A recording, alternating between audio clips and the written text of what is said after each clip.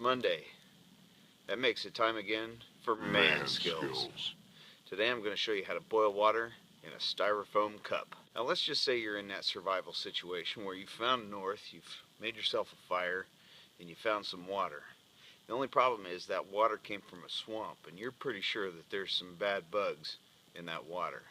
What do? Do you chance it? You go ahead and drink it because you haven't had a drink of water in 2 days and risk getting a case of the screaming Mimes that'll probably be the end of you? Or do you boil your water? Now Bear Grylls will tell you, and he should know, that if you boil your water for a minute, that it will kill all the pathogens in the water. So why did I choose styrofoam? Well, because you can find styrofoam anywhere. The stuff just won't die. And most people wouldn't believe that you can do it. So let me show you how it's done.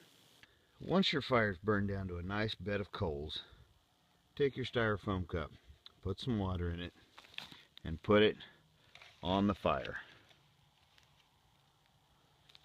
That's about all there is to it, folks.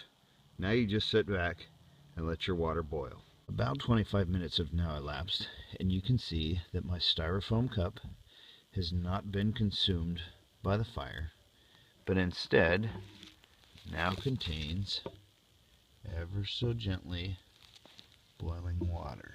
See if I can get you in there a little closer. It's not quite a rolling boil, but by golly, it's boiling.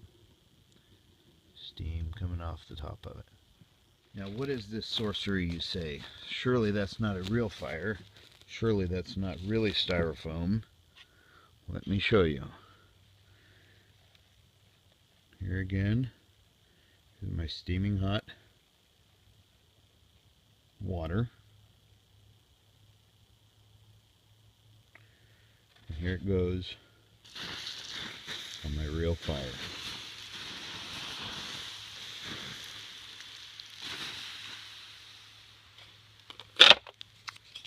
Followed by the demonstration.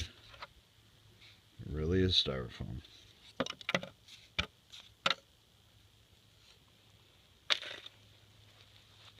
Now what's going on here is the fact that the water absorbs and dissipates the heat faster than it can reach the temperature which it needs to melt all the way through the styrofoam. Now if you put it in just the wrong spot, it is possible to melt all the way through, however unlikely. I sure wouldn't recommend doing this all the time as your primary means of boiling water, because there's probably some chemicals released when you boil water in styrofoam. However, if the choice was between that or drinking amoeba-infested waters and dying of dehydration, I think I'd go ahead and drink it. So that's going to about do it for today's Man Skills. I hope you'll check back at least next Monday for another installment. Click the thumbs up if you liked this. Click the thumbs down if you didn't. And subscribe if you haven't already. I really appreciate your time. I appreciate you watching, guys.